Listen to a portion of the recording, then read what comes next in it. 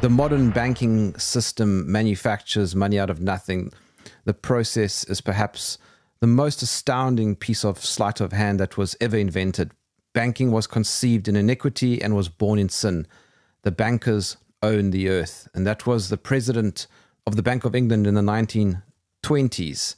Well, there have always been questions about the way money is being used, going all the way back to Aristotle, who condemned usury because he did not see it as a good use of money, which is supposed to be a medium of exchange. But this idea of private central banks being able to just print up banknotes and loan them at interest has drawn a lot of criticism. It's been around for about 300-400 years. It's a little fuzzy. We know that some modern banking practices go back to the Knights Templar, things like the traveler's check and so forth. But there's been a long history of a fight between an honest money system and the private central banking model.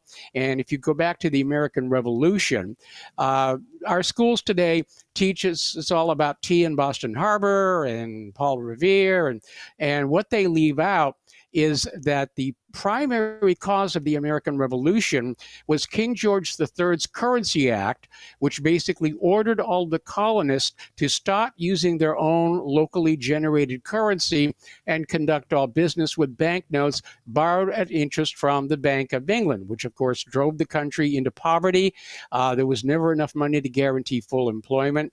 Ben Franklin wrote about this an awful lot in his writings when he was the ambassador to Great Britain. Got into some serious discussions about how destructive this practice of letting banks create currency out of thin air, and all it cost them was ink and paper and a printing press, but the people who borrowed that currency had to repay it in silver and gold. And it's a very simple mechanism. Most people don't see it. It's certainly not taught in our schools. But the overall effect is that the real wealth of a nation is transferred from the nation's workers and population and put into the hands of the bankers. And you wind up with people like the Rothschild family, who are basically multi-trillionaires. Nobody wants them to know exactly how much money they've made. The Federal Reserve is refusing any kind of an audit because they don't want the American people to know just how much wealth they have sucked out of this country, with this scheme. It's one of the reasons why our government is now $33 trillion in debt. And the interest alone is $1 trillion a year. The taxpayers can't even cover that. And so it's going to have a very, very bad ending. If we go back a few centuries, how were people moving money around? Well, when this country was started, having just broken free of the Bank of England, they set up a very simple money policy. The government created the money out of silver and gold, and they could only create as much money as they had that silver and gold. And the legal definition of a dollar was so many grains of silver. Obviously, lugging around large amounts of coins was a bit of a problem. So they did print up notes, but they were not the money. They were merely claim checks, and printed on the front of them says you can take this to a bank and trade it for lawful money, the lawful money being the silver and gold coinage issued by the United States of America. Well, having to only put out as much money in loans as you actually have on hand limited the bankers' ability to generate a profit. And so we had efforts to basically return the United States back to the Bank of England model with the First Bank of the United States, which ran for 10 years and drove the country into poverty. Congress refused to renew the charter on the First Bank of the United States. That resulted in Britain declaring the War of 1812 to try and recolonize the country. And while the U.S. won the War of 1812, it did result in so much debt that the government was forced to charter the Second Bank of the United States, and once again became predators on the working people, until finally Andrew Jackson campaigned for his second term in office under the slogan "Jackson and no bank." And he did succeed in getting the charter for the Second Bank of the United States revoked, whereupon almost immediately there was an attempted assassination on him.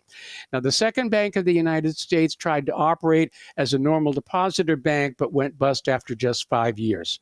So then we had Lincoln and his greenbacks, John F. Kennedy and his United States notes. And a big part of the story told in All Wars Are Bankers' Wars are how presidents who stood up to the central bankers seem to meet very harmful, if not deadly, ends. There are only a very few countries left that do not use the private central banking model. And we seem to be constantly attacking them and anybody who tries to break free. Iraq wanted to break free from having to use the US dollar. They went in and killed him. Gaddafi issued his own coinage, the gold dinar.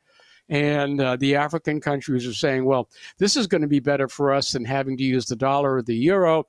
And so Gaddafi got killed.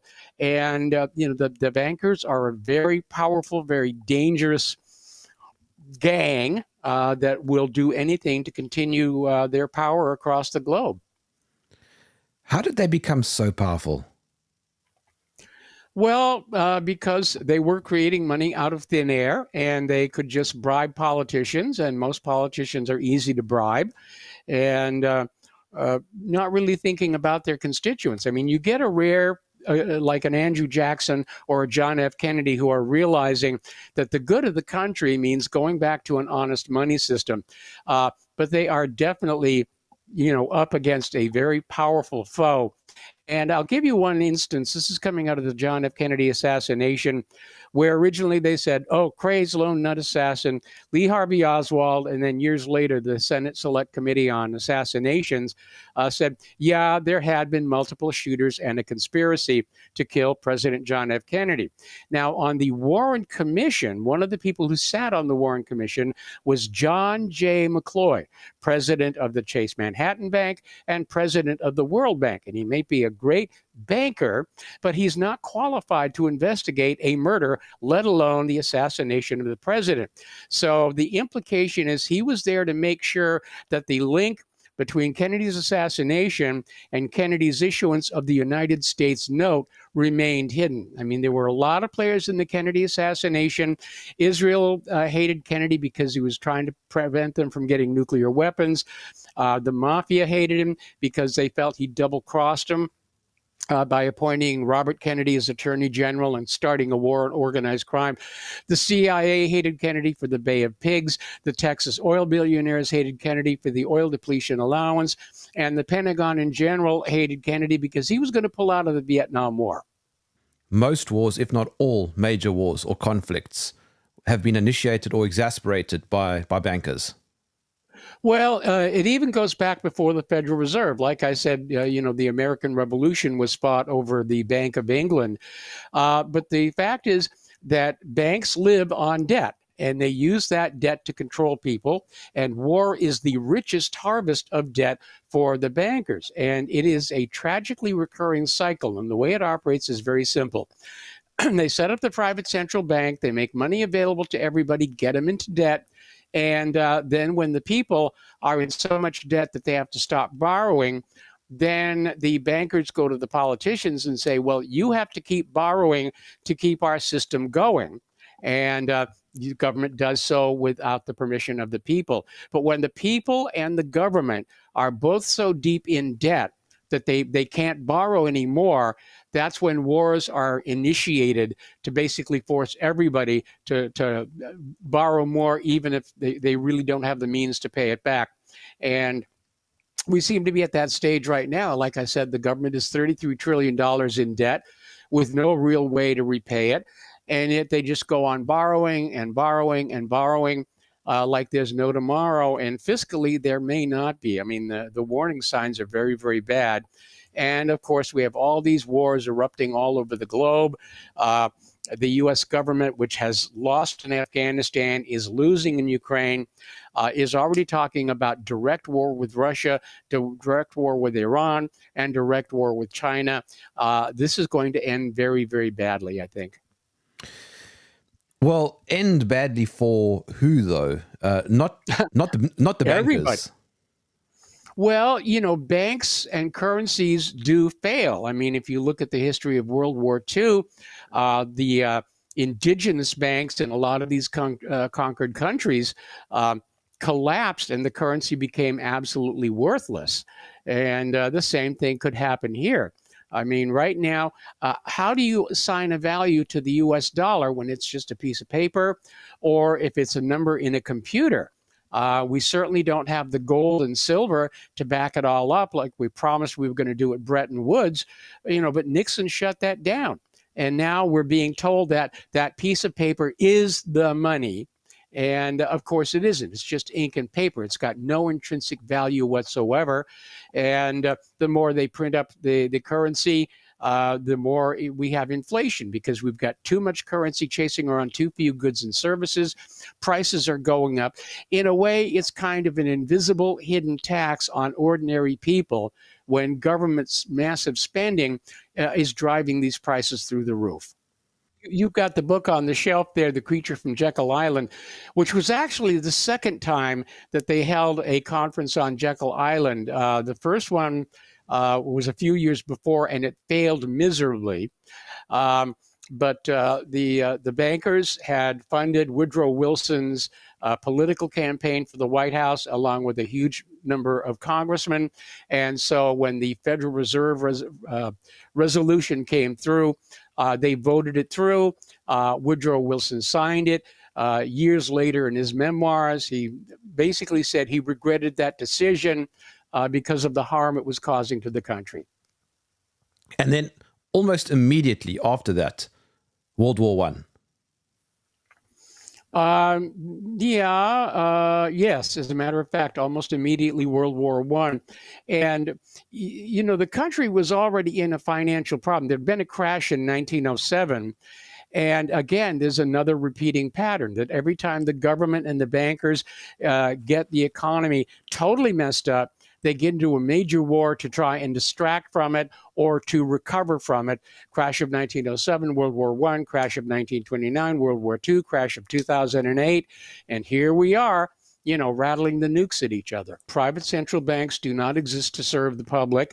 And it's not like the Federal Reserve was a brand new idea. In fact, originally they were going to try and call it the Third Bank of the United States, but there was certainly a backlash against that name by those who remembered what happened with the first and second banks.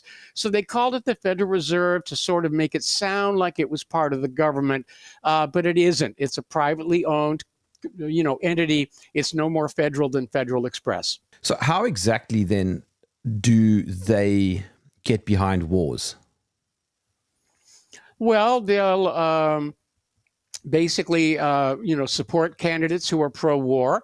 They will fund arms development. In fact, there was an interesting movie that came out some years ago called The International, and it was all about a banking cartel that had gotten into the weapons trade.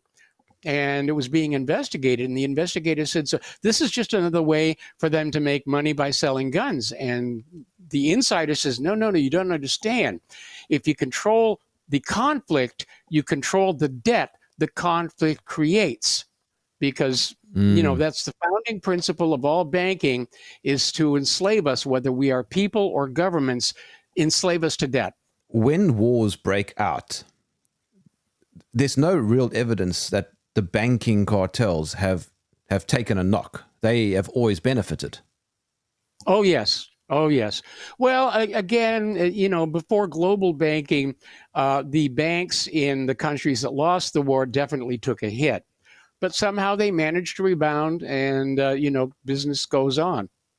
So is there a relationship between the creation of the Federal Reserve, World War I, and then the Great Depression? The Great Depression was the result of bad fiscal management, and I think they wanted the Depression to basically lower the value of real assets because everybody had worked to build homes and farms and factories, and when the Depression hit, the valuation on all of those assets went way down, at which point the bankers could either step in and foreclose on the properties or just buy them for pennies on the dollars. And that too is a repeating cycle. Let the population build up the assets, then find some way to return the assets to the banks, and then the banks can resell those assets to the next generation. And it goes on and on and on. Basically, the Treaty of Versailles that ended World War I, first of all, dumped all the war debt onto Germany and imposed on them a private central bank. They didn't want it, but they'd lost the war. When the Nazis came to power, the first thing they did was shut down the private central bank and issue a new value-based currency. It was denominated in a unit of work. And it was an amazing success. It was called the German Miracle. Adolf Hitler got Time magazine's Man of the Year for this amazing change. But the bankers were absolutely terrified because people around the world were looking at the German economy and saying, why aren't we doing that here? And of course, that's why Hitler got targeted and, was basically backed into a corner at the point where, war was the inevitable result. So the bankers had every intention to take him down. Oh yeah, they did not like him at all. They don't like any leader anywhere that proposes an alternate banking system to the one they've got now. I think one of the Rothschilds said, "Give me issuance and control of a nation's currency, and I care not who makes the laws." It almost feels, though, that there's no point in having the conversation. I mean, is there a way out? Well, yeah, I mean, the founding fathers back in 1776 found a good solution. They just weren't able to hang on to it. Which was what? They basically fought the revolution to break free from the Bank of England. They set up an honest monetary system. But the European banks came back on in and said, no, we can't let this go on because, the governments, if they follow the same model, will be without debt. They'll make their own money. They'll break free from our control. In fact, when Abraham Lincoln came up with his greenbacks, the European press excoriated him, saying that this pernicious system of government-created money would destroy every monarchy on earth. And that's why so much of Europe backed to the Confederacy. And if it hadn't been for Russia, they probably would have directly invaded. The scam is, we're going to loan you the money to fight all this war. And when the war is over, we're going to loan you more money to rebuild after the war, so that you wind up with more or less what you had before it all started, except that the bankers are that much richer. These banks do work with the government to a degree, to try and basically keep the economy stable and moving along, not working too well here in the United States. But they do maintain their independence. As I mentioned before, the Federal Reserve is refusing any kind of an audit and saying, it's none of your business. In fact, there was an attempt to file a Freedom of Information Act lawsuit against the Federal Reserve, which they defeated by going into court and saying, hey, we're a private company. We're not really part of the government, and so the Freedom of Information Act does not apply to us. Now, do you remember when the former Soviet Union collapsed and everybody's all of a sudden buddy, and, we're good friends with Russia? And that lasted until Vladimir Putin took control of Russia's private central bank. Now, the owners of that bank still own it, but Putin and his administration started running that bank for the benefit of the Russian people, and that's the day when all of a sudden, oh, Putin bad, we've got to go in and do something about him. So, yeah, this money power, if you will, is definitely it's causing a lot of trouble. And again, Abraham Lincoln warned us about it, saying, the money power will continue to grow until the republic is destroyed. In Putin's case, it's a question of how much interest is being charged, where the money is being loaned to, and again, running it for the benefit of the country rather than for the benefit of the bank's owners. And the allure of this kind of banking for not just the bankers, but for the government is the ability to create currency out of thin air and not be limited by the physical commodities on which monetary systems are based, whether it's silver, gold, salt, special white seashells. A lot of these things have been used for commodity base. There was a theory floated a few years ago about basing a new currency on a kilowatt hour, which would not only give us a stable currency, but encourage more efficient storage and transmission of electricity and generating capacity. And it would have been nice if it had worked, because now that we're going into this electric vehicle revolution, we're realizing we don't have the generators to charge all these cars. What role then could something like Bitcoin play? Well, I'm not really that conversant on Bitcoin. It feels like it's another fiat currency to me, but I'm going to basically say I'm not an expert on it. It's attractive because it operates outside the control of the conventional, traditional bankers and the government. And right now, that's very attractive to a lot of people, especially with all this talk about a cashless society. Is using cash a threat to the central bankers? Well, it's not really a threat. But what the banks and the government want to do is have control of all of your wealth in their hands, taking away your freedom to say, stop on the way home and buy a jelly donut.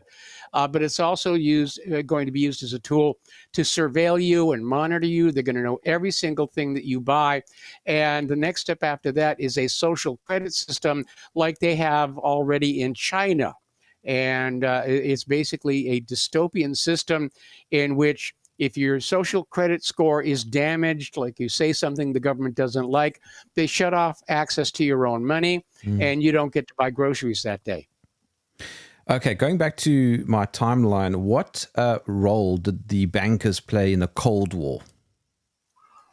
Well, the bankers were basically loaning money to the defense contractors and then being repaid out of tax funds. You keep hearing this phrase, war is good for business as long as you're in the business of war. And it was kind of funny about a week ago to hear some of the spokespeople in Washington saying, well, all this money that we sent to Afghanistan and all this money that we sent to Ukraine is actually good for our economy because it comes back here and pays for jobs. And that's really not an accurate argument, because when you invest money in businesses in this country, you make things that people want to buy, as opposed to if you are making bombs and stuff, they explode, that money invested in them is completely gone at that point. And but yeah, Eisenhower warned us in his farewell address about the military-industrial complex. We're seeing it at work right now. We're seeing other complexes have emerged, like the medical-industrial complex, which is pushing vaccines. The media industrial complex, and it's just, there are all these structures that are vying for power and control and influence and wealth, and ordinary people just get caught in the way. If I look around, there are a lot of very, very wealthy people, and stuff seems to be innovated and invented and manufactured, and everything does seem to work. Is that... Am I seeing only a small portion of what could have been? Well, I think what you're seeing is a system that is being managed fairly well, because the way it works, the economic period works, is people at the bottom work, they buy products, the money floats up to the top, and then a mechanism, usually taxation, siphons off that extra wealth from the top and recycles it back down to the bottom. When that cycle breaks, as it has here in the United States of America, then you get massive homelessness, joblessness, and then when you pour millions of illegal immigrants onto the system as well, it's going to break down. There's no way to keep sustaining it. You spoke about the 33 trillion US dollars, and I remember a few years ago it was at 25, and a few years before that it was at 21. Now, at what point will it actually break? It just seems to be getting higher and higher. Well, I'm old enough to remember when the national debt was just $6 trillion.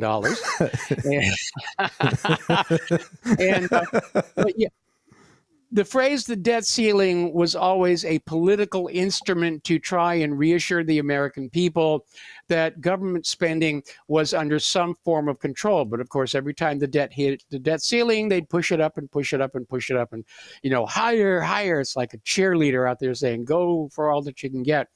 Um, we've reached the point where the debt, just the interest on the debt is unsustainable. And again, we see our government talking about war with Iran, China, and Russia as a distraction from what is going to be a horrendous financial crash. If the United States goes to war with China, for example, they keep pushing for this, and we know that they want to go to war with Iran. What would it mean for, say, the Fed? Would the Fed actually benefit from this, or would it be just a death nail in the coffin? Well, it all depends on who wins and who loses the war. But I think the Federal Reserve would, make out like a bandit because they're the primary lender for all this military spending. And somewhere down the road, it all gets paid back with interest by the American people. We would have another Great Depression, probably worse than the previous one. And, everybody would be pointing fingers and scrambling around and trying to figure how do we restart it. And some people would probably go back to Franklin Roosevelt and, his New Deal policies. But that, again, led us into being primed for a new war. Do you believe that the bankers were benefiting also from acts of terrorism such as 9/11? Well, we know that Larry Silverstein certainly benefited because, he cleaned up on the insurance policies on those buildings. And there was an interesting situation where some of the computers for a major credit card company were inside one of the towers.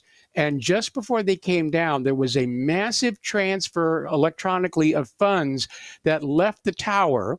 And we don't know where it went because when the tower came down, the computers were destroyed and nobody knew where the money had gone to. Now, interestingly enough, the hard drives from those computers were sent to a company in Europe that specializes in recovering data from damaged hard drives. But that company was then quietly acquired and the hard drives were put up on a shelf or possibly destroyed at this point. So somebody somewhere did make a lot of money off of 9/11. I'm just wondering, is there a way to push back? Well, it unfortunately would involve a great deal of violence, of which I am not a huge fan. So, like I said, so a revolution is what is the only way out. Well, in this rush to create a global government, it appears to me that the political climate has been created leading to a global revolution. And we're seeing all these protests against Israel literally around the world. We're talking millions and millions of people. I think the world population has really gotten close to the breaking point. If, for example, some sort of parallel banking structure could be implemented, is that feasible? It's feasible. That's what Gaddafi tried to do in Libya, but of course it comes under attack immediately. Libya is invaded, Gaddafi is killed, his gold dinar is taken off the market, and they put a new private central bank in there. Every single time. Yep. Who are some of the players, the big players behind the central banks? Well, you've got the owners of the Federal Reserve. You've got the main clearance bank of the central bank of all central banks, the Rothschild family, the Warburg family, the Rockefellers. There's a lot of people who are part of that little club. You said the Bank of Banks. Are you talking about the BIS? Yes, the Bank of International Settlements. Thank you.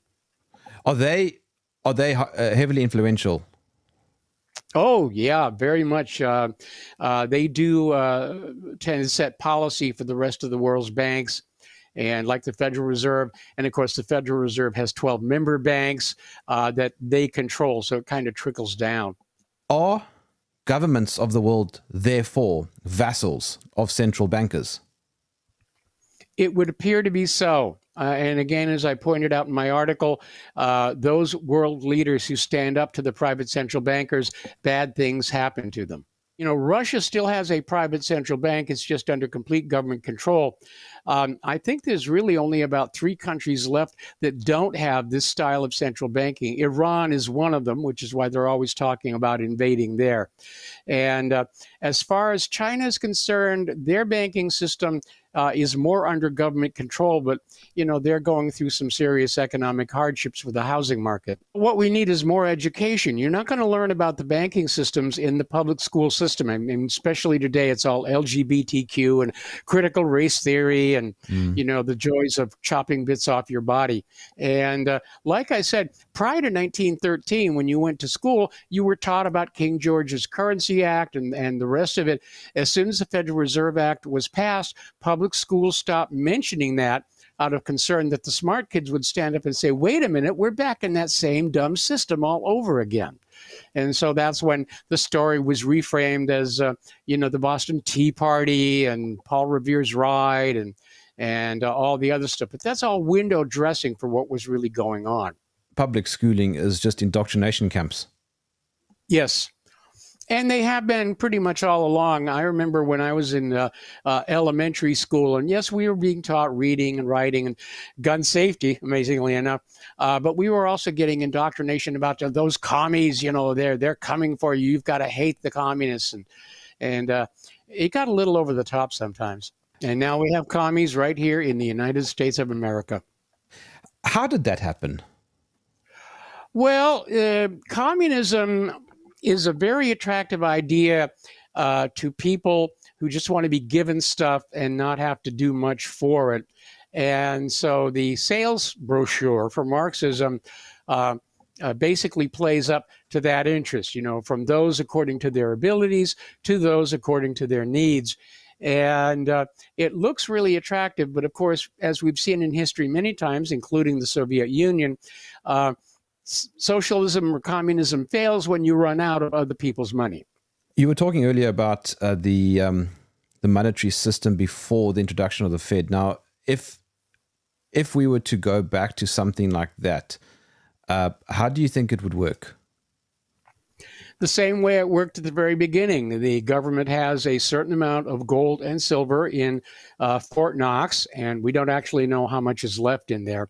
And it issues it as direct coinage, or it issues banknotes that are directly redeemable for that gold and silver.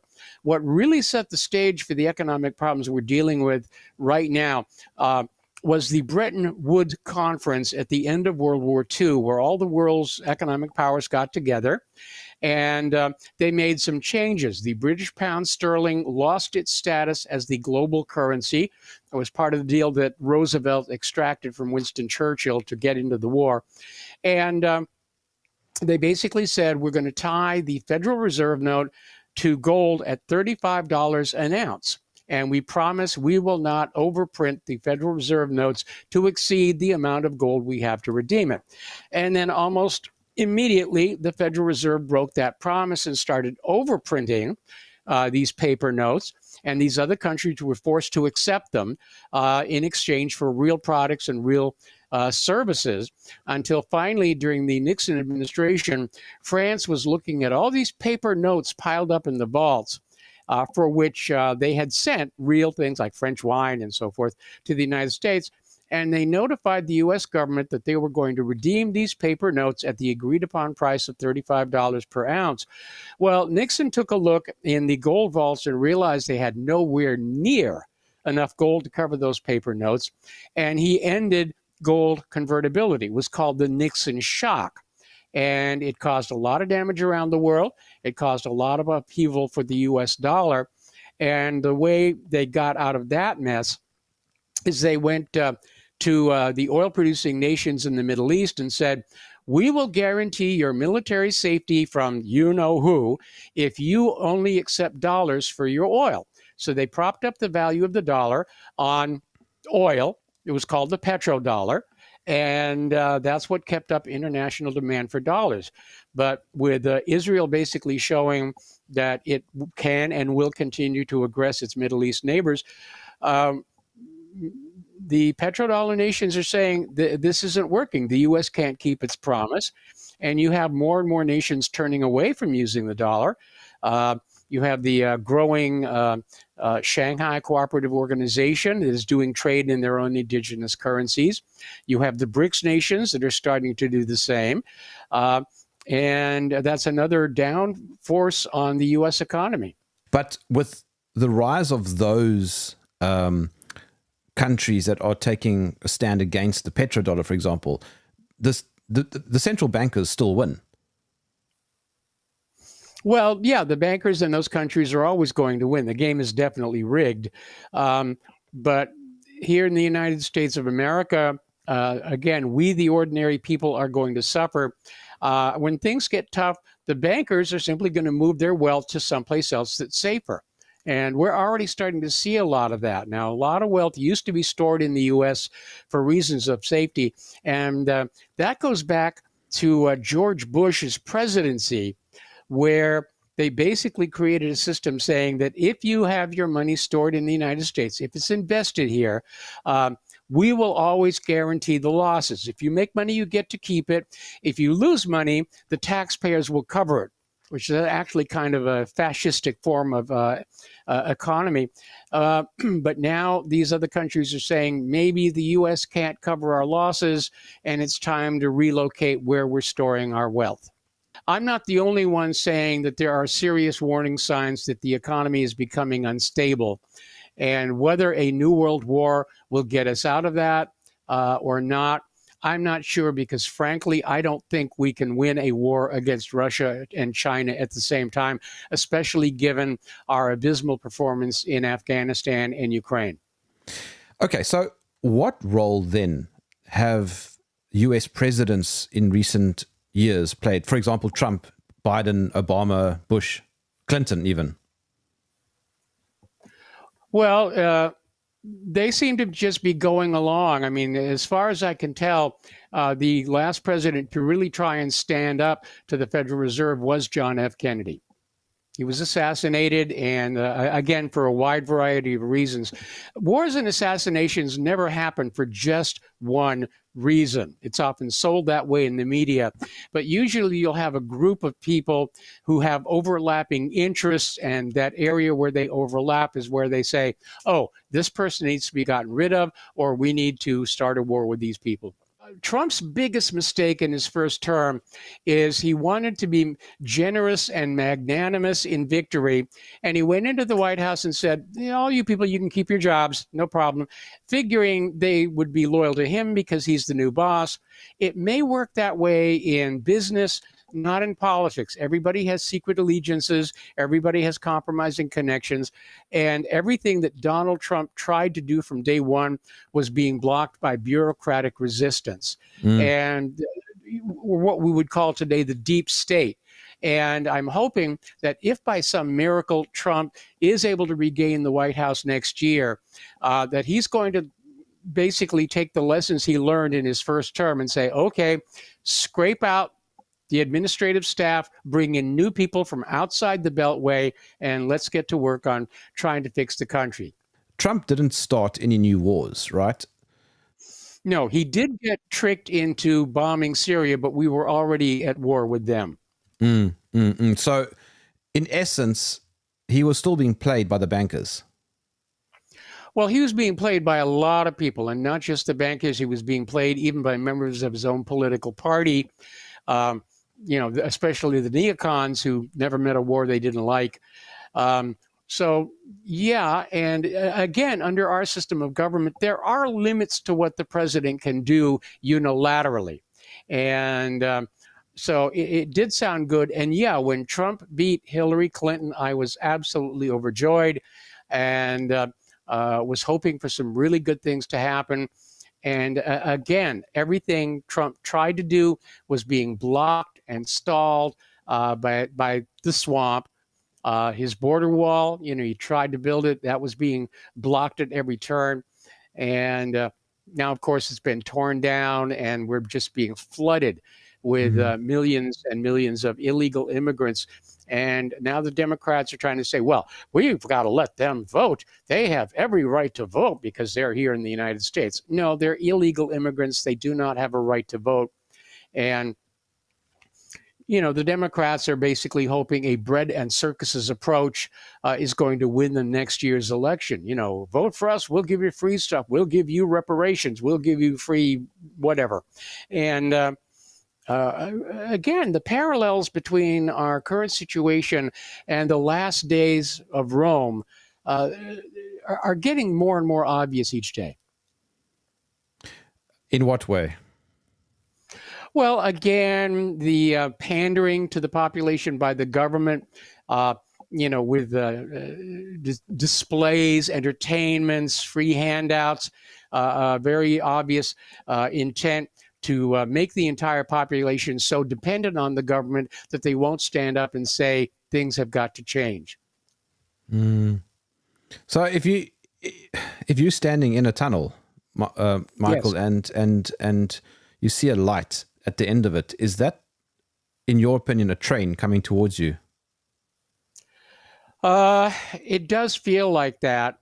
And actually, the analogy I like to use is many, many years ago, I was down in Australia, and somebody down there had bought the replica of the Bounty used in the Mel Gibson version of that story. And I loved that. I'm a rag setter from way back. My wife and I were married on a sailboat. And I remember standing on the dock, watching it come on in, and I could see it was going to ram the dock. And it was just coming and coming and coming, and nobody could do anything. And it did hit the dock and tore off the jumper strut. It was a very loud noise. It does feel like that. So many people seem to be able to see what's coming, whether it's the economic downturn or more of these wars. And it is nothing. It doesn't seem like we can do anything about it. We still, unfortunately, have a large segment of our population which is totally in denial about what's going on. They just don't want to deal with it. The bankers, they loan money to anybody, and as long as they're getting their money back, they're going to encourage that situation. We know now, in hindsight, those COVID vaccines were ineffective and in many cases actually dangerous, but they kept pushing them and pushing them and pushing them because the bankers had loaned the pharmaceutical companies lots of money to develop these products, and the bankers need the pharmaceutical companies to be able to sell these products in order for the loans to be repaid. Again, as I've mentioned a few times, here on the African continent, one of the issues that we face is we are all failed states. And so we have the situation of the sort of debt trap slavery. I mean, that's what they're always going to do. We're going to refinance your school loans and your payments will go down, every month here. You'll just be paying for a lot more months. And in the long run, you will pay much more in interest. And it's always about maximizing profits.